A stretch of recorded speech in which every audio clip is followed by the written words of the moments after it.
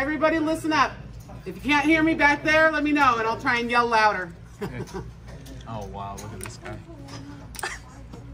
So, in the casino, we always tell you when you guys are changing money, when the cash is, laid out on the table, you need to make sure you're getting approval from your floor, right?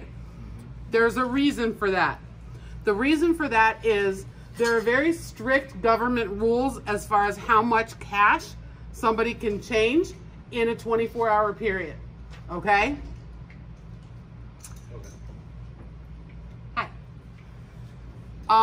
That's why every time you change anything, you have to let your floor person know. Even if it's $100, even if it's $50. Last time I'm gonna say that number, so everybody remember that number. It's for things like money laundering purposes. It's for drug money purposes. Somebody who has that kind of cash has to have all of their information on file, okay? So if you have somebody sit down at your table, whether they give you a player's card or not, they buy in, say, for $500, you're gonna call it out. Your floor person is going to make a note of it. If they have a player's card, they're gonna put it on the player's card. They're gonna make a note in the computer that says they're in $500 cash so far for the day. Then they finish at your table and they go to another table and they buy in $1,000 at the next table. They hand the player's card in. It says already, okay, they're in 500, now they're in another 1,000, now that's 1,500 for the day.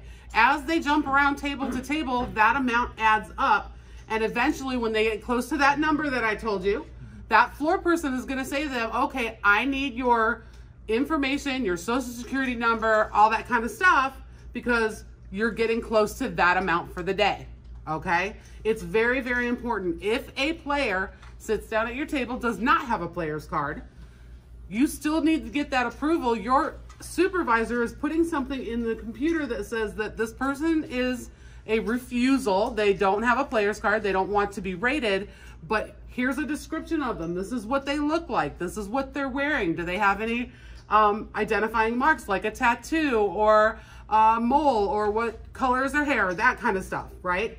So that when that person leaves your table and goes somewhere else to buy in, the next supervisor has a list of all of the refusals and all of the descriptions, and they can say, oh, this is the same guy that bought in for $1,000 in the other pit. Now he's in for $2,000.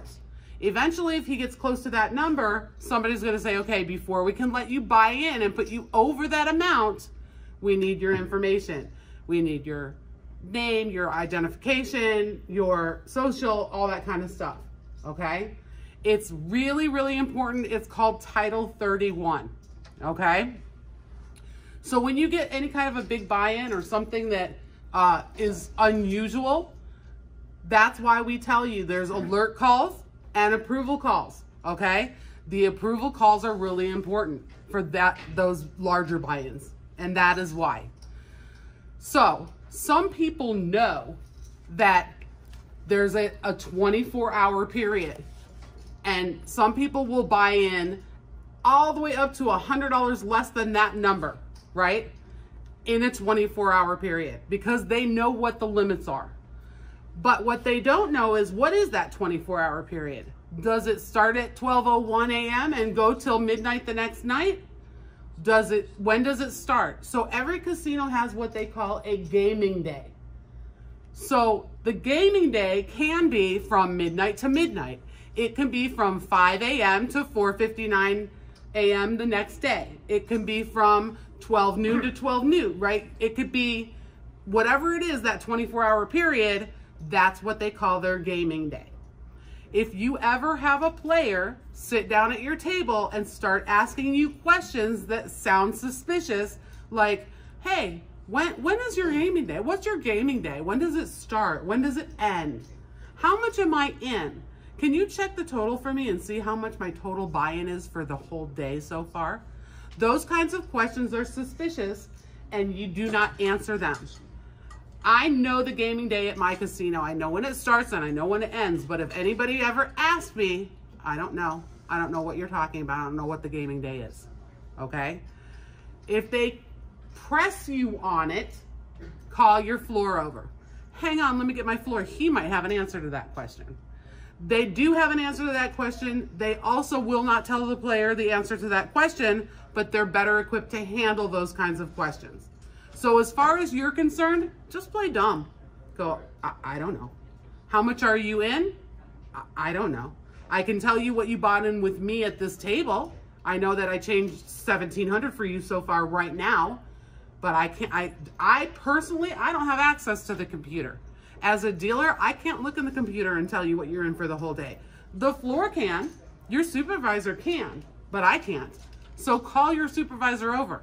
They, again, are not gonna tell that player. They're not gonna answer that question, but they're better equipped to handle the question. Everybody understand that? Do I have any questions on that? Nope. Okay.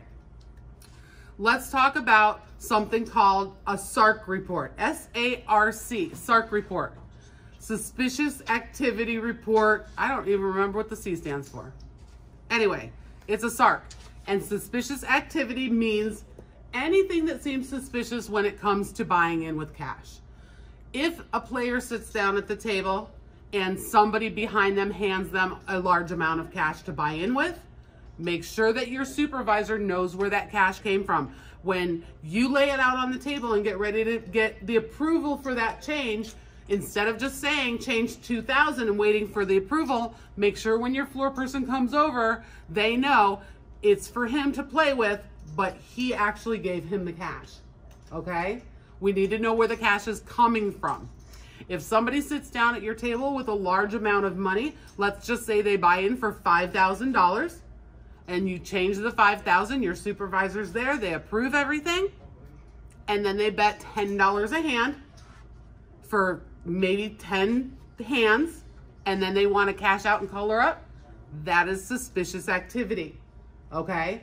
Make sure that your supervisor knows. If the floor changes in that 10 hands and the one goes on break and there's a different guy there, make sure that guy who approves that color up knows he bought him for $5,000. He only played 10 hands at $10 each.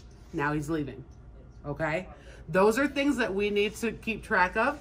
They have an actual paper in the pit somewhere where your supervisor is gonna write down all of that information. If we have that person's name, their name goes on the SARC report. If we don't have their name, their description goes on that SARC report. They bought in, they hardly played at all, they cashed out, they left, okay? That is kind of a red flag for something like money laundering, okay?